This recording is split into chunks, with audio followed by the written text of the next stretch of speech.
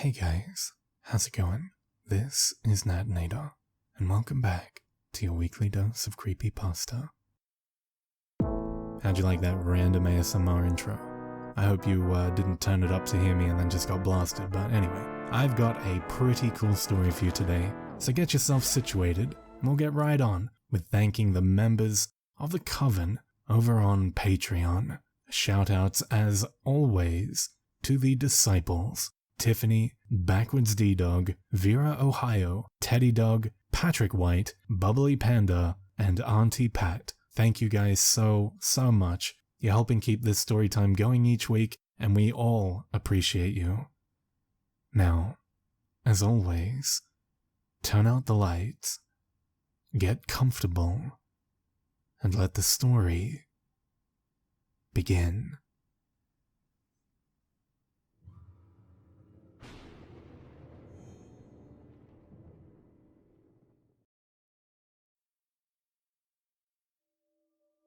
One Mississippi, 2 Mississippi, 3 Mississippi, 4. Your child may be gone, but there is no need to mourn. I live in an isolated place, a big old neighborhood where the homes are further apart and ravines cut our yards deep. My house is isolated even more from the others, separated by a screen of oppressive pine trees, swaths of dead grass, and acres upon acres of ragged trails. My parents never let me explore those paths. They said people often lost their way, even in our neighborhood. Why, just last month, a little girl had disappeared during a massive storm surge. My parents had been incredibly distraught about it, moaning about how important it was to heed those warnings. Word was, she was never found. I was smart enough to listen though. I stayed inside, under my covers, and watched as lightning tore jagged, white-hot paths across the sky. A few moments later, the jaw-tingling boom of thunder would sound. My parents were asleep in the room above mine. They'd taught me how to gauge the distance of a storm, wait for a flash of light to fill the night sky, count by Mississippis, and divide by 5. For every 5 seconds, the storm was a mile away. I had a tough time with numbers other than 5. We were only just learning how to divide in school. I counted to 10 Mississippi this time before the thunder rolled over me, filling my ears with a cacophony of brass roars. The sound didn't scare me. In an odd way, it was rather comforting, affording me the false security of the brick and glass that separated me from the elements. Neither the blinding light nor the deafening tremors could reach me. I looked up at my ceiling, watching the shadows of the trees shutter across the rough, white paint. An eerily beautiful sight. My ragged, fleece blanket was knotted in my arms, and my head cradled in an overly plush pillow. I lay prone, waiting for the next crash of thunder. It filled my ears at 8 Mississippi this time. I rubbed the blanket with my cheek, struggling to do the math. About a mile and a bit away. As the thunder died away, a different sound permeated my perfect silence. A creak, followed by a dry scuff. Then silence again. My neck hairs prickled, and I curled in harder against myself. Another flash spread throughout the room. I felt thankful, feeling the familiar fear of nature's staggering power wash away the unease. I counted again, clutching my blanket close. 5 Mississippi. The storm was closing in. the thunder a harbinger of the damage that would follow. Another flash illuminated my room through the big window opposite my bed.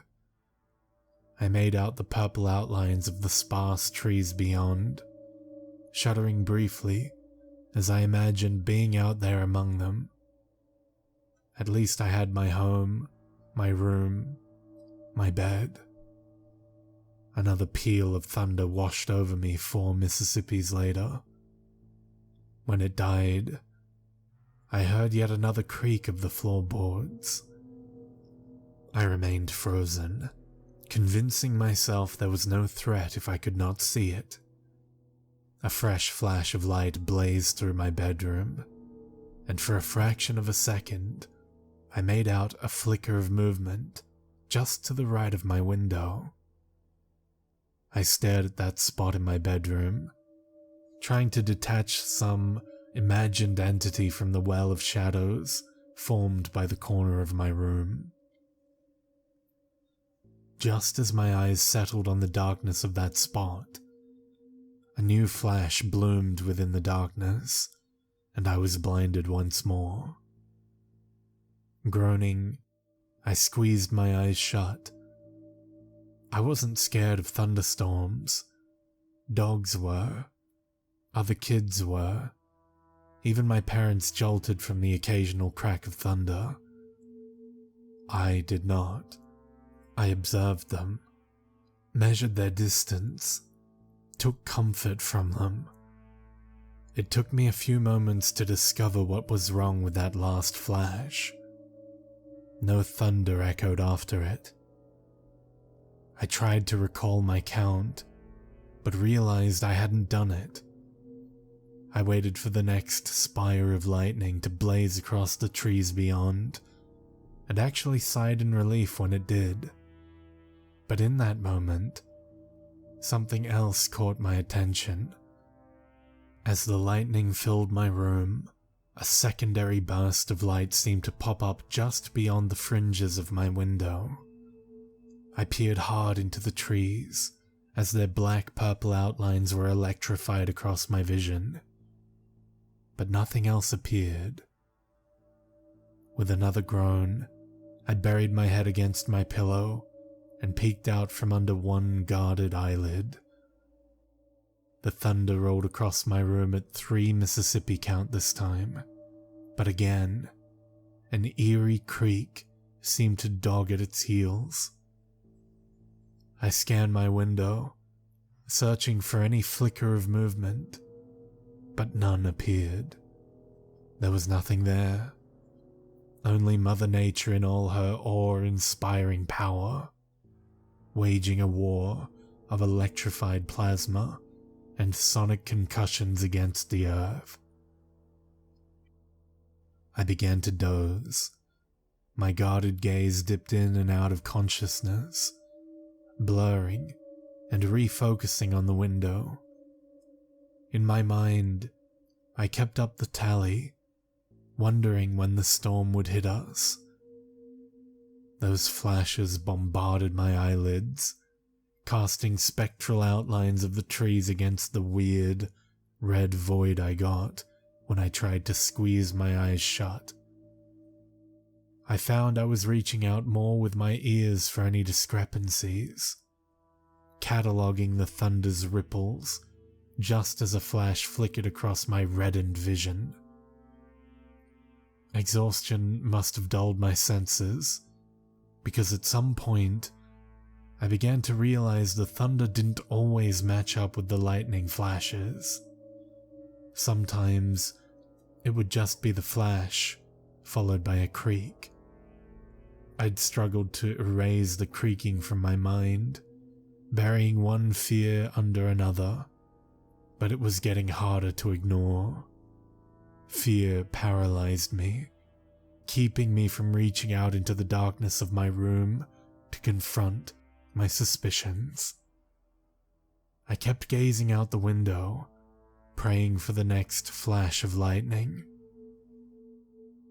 Instead, the next flash popped up to the left side of my bed. I saw in the window an outline of some sort, vaguely humanoid and thin. I yearned for it to be a tree, but a growing sense of dread took hold of the logical part of my mind. It was something far worse. Remaining still as a mannequin, I peeked from the cubbyhole of my covers and under my eyelid, and applied the lightning distance principle to this new phenomenon. A flash. 10 Mississippi. Another creek. Another flash. 7 Mississippi. Another creek. Each pulse of light bringing to fruition the thing's gangly black limbs in my window. It was getting closer to my house. There was another flash, this one coupled with a lick of lightning. 5 Mississippi. I couldn't hear the creek this time due to the thunder, but when the booming roar died away, I almost screamed. There was a breathing sound, raspy, dry, almost hungry. It was coming from my left again. I clenched my blanket to my chest, trying not to sob from the revelation. The figure was in my room. I'd been observing its reflection in the light of the flashes. Another blaze of light charged the room for a moment, followed by an additional creak. Ice coiled around my spine as I felt my covers gently crinkle and my mattress dip ever so lightly. Another flash accompanied by that disgusting breathing and a very faint whine of a Polaroid camera.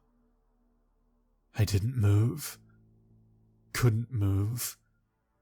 You don't roll over to face a terror. It went against every animalistic instinct we had. Instead, I lay there, feeling long, slender fingers coil around my sheets, and the thing's weight shift even closer. I squeezed my eyes shut, abandoning my peephole. Lightning bloomed once again against my window, and the outline of something grotesque, hunched over my bed, took shape against my eyelids. He breathed noisily, the camera dangling around his neck and his shirt unbuttoned. I shuddered as I felt his mouth touch the base of my neck, and then his tongue slip up along the back of it. In the window, I could see him practically smothering me, his greasy clothes ragged with dirt and mud. He had a scratchy beard, and his breath smelled of rotting meat as he placed one gnarled hand on my thigh and began brushing upwards. His lips hovered just above my ear, pulling back my dark hair and touching the skin. "I wondered where ye disappeared to," he said in a crusty whisper. "Thought them woods claimed ye." He rolled me over fully, a malicious grin splitting his pockmarked face. "Glad you survived." He held up his camera. "We's gonna have some more fun now, right?"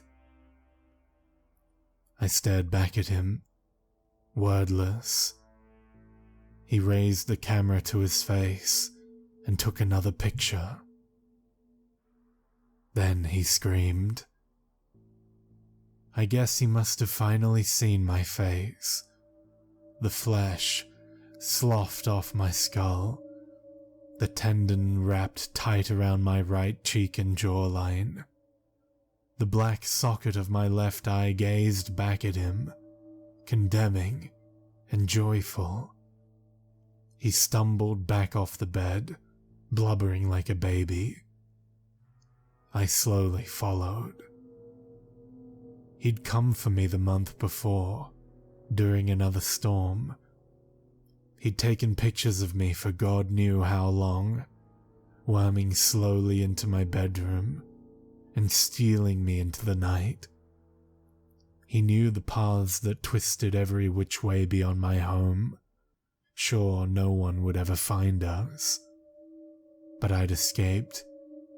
I fled into the woods during that storm, but soon I too became lost.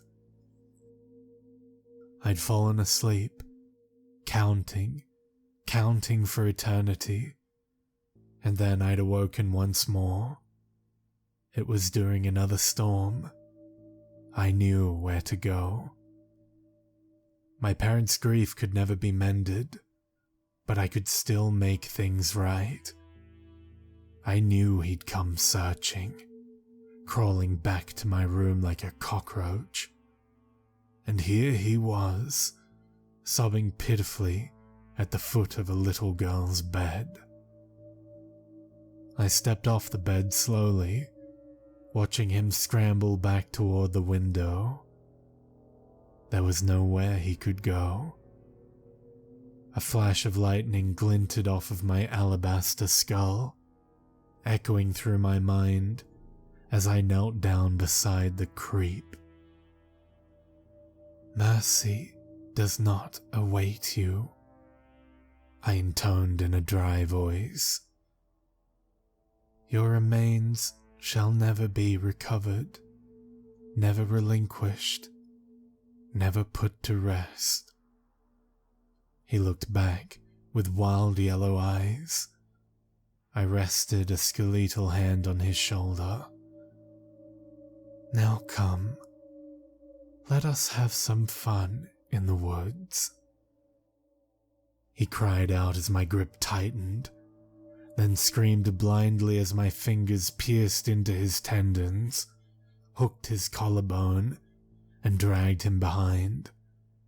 He kicked and flailed, writhed and sprayed garbled prayers into the night. But the thunder drowned him out. He couldn't stop me. Deep into the woods we traveled, further than any sane human might travel. At some point he passed out from pain. The camera still dangled around his neck, filled to the brim with memories of his past atrocities. I came to a stop in a small clearing, where a tree split by lightning sat. There, I slung the bumbling creep at the base of the tree and slapped him to make sure he awoke. He looked around blindly, crusty features thick with fear. I lifted him into the splintered trunk of the oak and pierced his arms and legs with shattered wood. There he screamed and foamed, but unable to move as I stepped forward and took the camera from his neck. "One picture, a flash in the night," I murmured, raising the camera to my socket and taking a candid.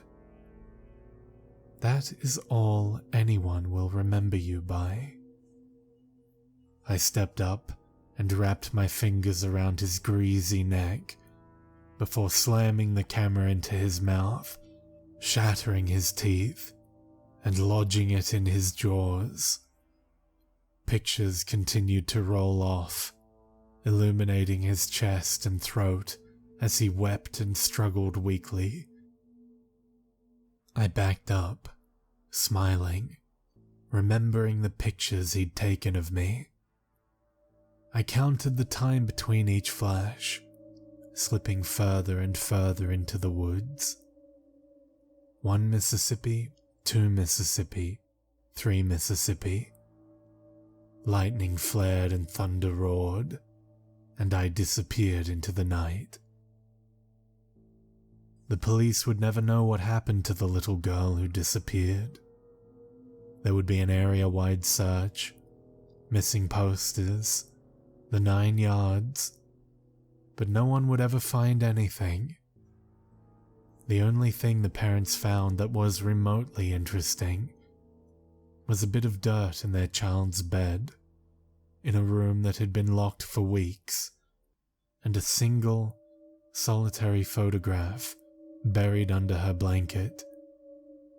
A picture of a shattered oak tree, and one simple phrase written on the back. 1 Mississippi, 2 Mississippi, 3 Mississippi, 4. Your child may be gone, but there is no need to mourn.